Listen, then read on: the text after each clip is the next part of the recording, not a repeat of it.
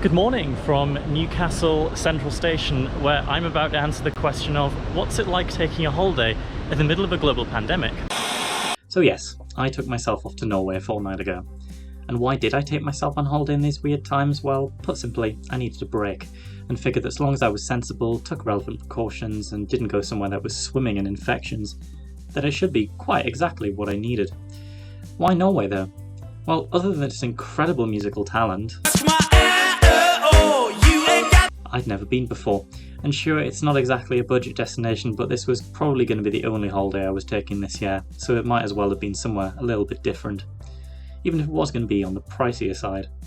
So what about my planning process? Well, 4 days before departure, I bought myself an Interrail pass, and then when I knew the UK wasn't going to be on Norway's red list, I booked the flights around 48 hours before departure.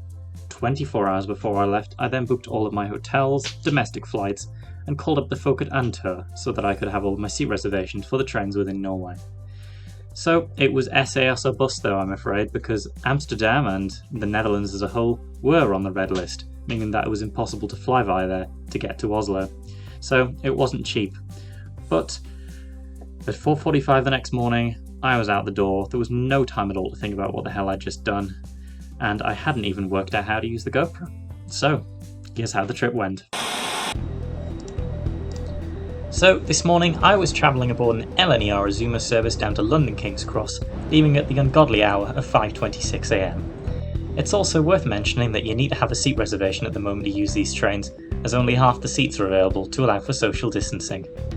Once I'd had a quick wander up the platform to have a look at what was taking me on the 3-hour 15-minute journey south, it was time to get on board and find my seat, allocated by the magical social distancing algorithm. From Peterborough and London King's Cross. Don't forget too that you need to have a face covering to use public transport in the UK, unless you're exempt. And if you fancy having Time bridges all over your face just like me, there's a link in the description on how to get one. It's all for a good cause.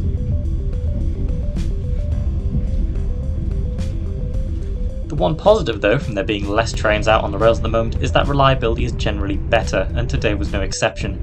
We easily ate up the miles on our way south, and after a wee nap and reading my book, we were coming into King's Cross. The cost of this journey had been £37.95 for the 268-mile journey, booked just 2 days in advance. This was probably the eeriest arrival I've had into London, and I took myself an extra minute or two to exit the station. It was already deserted by this point. Even weirder was the Eurostar terminal, which had few if any passengers at all due to the new quarantine rules. I however had a few hours to kill, and I took myself along to a large supermarket in southwest London to retrieve myself an extra SD card for the camera. It was a pretty common theme among transport in the capital, and that was that it certainly wasn't running empty, but even for a Saturday it wasn't exactly bustling either. It was soon time to get myself on the tube along to Paddington, before joining a TfL rail service along to Heathrow Terminal 2 through the suburbs of West London.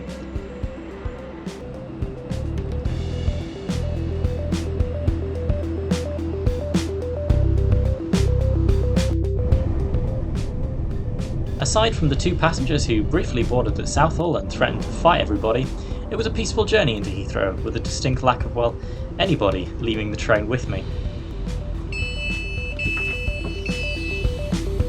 The walk to the terminal was all a bit strange.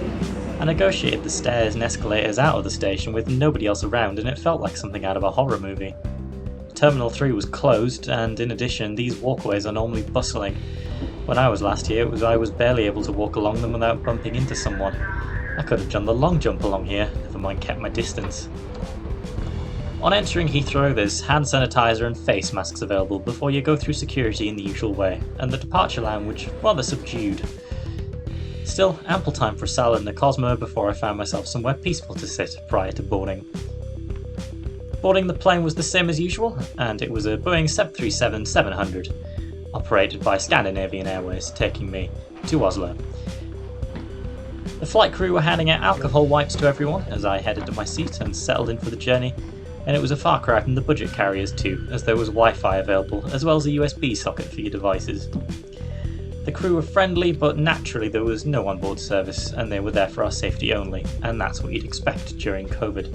Innan exit row och heavy baggage and loose items must be placed in the overhead.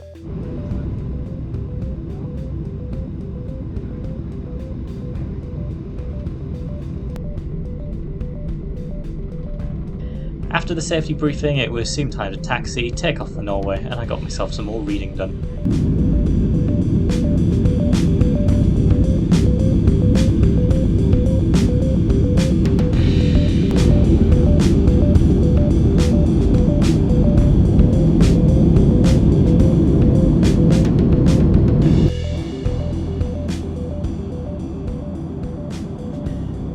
The scenery certainly came up trumps once we got past the cloud cover of the UK, and it made for some spectacular views as we made our descent into Oslo Gardermoen on time.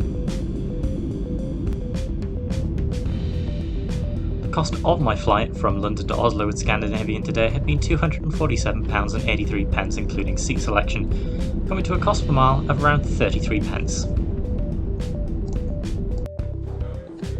To my surprise, after queuing for around half an hour at passport control, I wasn't asked any questions at all about where I'd arrived from or what I was doing, and I was just left to buy myself a ticket for the Flytoget to Oslo.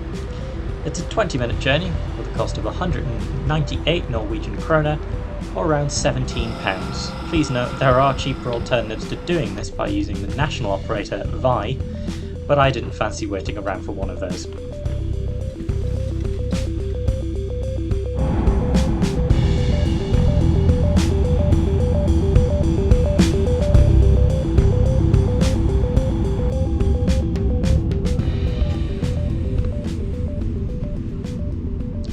It was a swift journey into Oslo, and I was soon heading up the ramps onto the station concourse, having completed an international journey during COVID.